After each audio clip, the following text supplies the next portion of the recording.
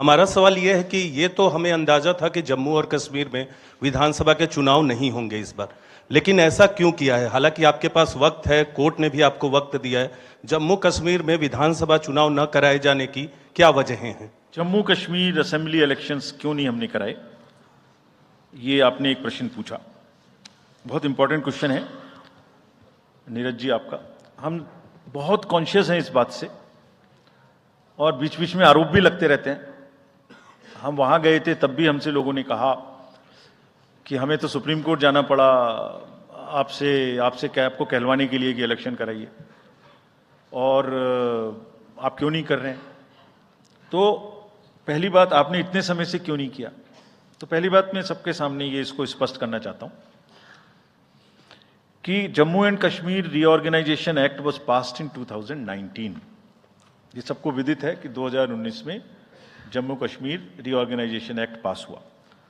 उसमें जम्मू कश्मीर की असेंबली में 107 सीटों का प्रावधान किया गया।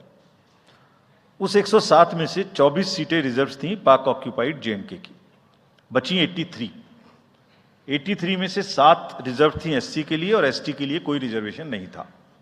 राइट। 2022 में उसके बाद डिलिमिटेशन कमीशन आया और उसकी रिपोर्ट्स को एक्सेप्ट करके नोटिफाई किया गया। उसने इन सीटों की संख्या में परिवर्तन कर दिया। तो another act change this number of seats. क्या हो गया? 107 से बढ़ के 114 हो गई, 24 उसमें पाक ऑक्यूपाइड जेके की रही, 90 बची, तो 83 से बढ़ के 90 हो गई और 9 सीट एसटी के लिए रिजर्व कर दी गई। ये नया फीचर क्रिएट हो गया।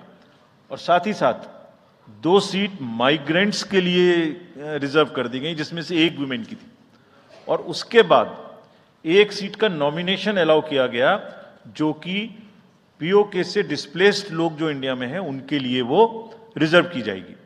और ये सारे, जिसका मतलब Reorganization Act and Delimitation Act were not in sync, and therefore there was no occasion for the commission to conduct the election till that happens. When did that happen? That happened in December 2023 by amendment in the J&K Reorganization Act. तो हमारा metre कब से चालू हुआ है? दिसंबर 2023 से metre चालू हुआ है चुनाव कराने का। असेंबली और पार्लियामेंट में चुनाव कराने के लिए हम जेएंडके के सभी पॉलिटिकल पार्टीज ने हमसे कहा, ऑल, कि आप हमारा चुनाव पार्लियामेंट के साथ करेंगे। वी रेस्पेक्ट दैट, और हम समझते हैं कि हमारी ड्यूटी है हम उसे कराएं। सारी एडमिनिस्ट्रेटिव मशीनरी ने टुगेदर एक स्वर में कहा कि सर हम एक साथ नहीं करा सकते। हमने पूछा क्यों?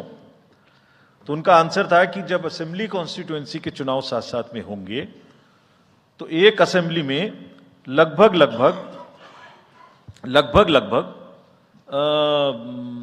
10 से 12 कैंडिडेट खड़े होंगे। सो 90 इंटू 12 करीब 1000 कैंडिडेट हो गए। और जेएंडके में सिक्योरिटी की वजह से हर कैंडिडेट को कम से कम 2 सेक्शन फोर्स प्रोवाइड करनी पड़ती है। 2 सेक्शन फोर्स का मतलब हो गया कि हमें करीब 1000 के बीच में 450-500 लोगों की, कंपनीज की जरूरत और एक्स्ट्रा पड़ेगी। वो इतने बड़े देश में इस समय में सिक्योरिटी रीजंस में प्रोवाइड नहीं था। बट वी स्टैंड कमिटेड कि हम जैसे ही ये चुनाव खत्म होते हैं उसके तुरंत बाद, क्योंकि फोर्सेस की हमारे पास अवेलेबिलिटी हो जाएगी, हम चुनाव जल्दी से जल्दी वहां कराएंगे।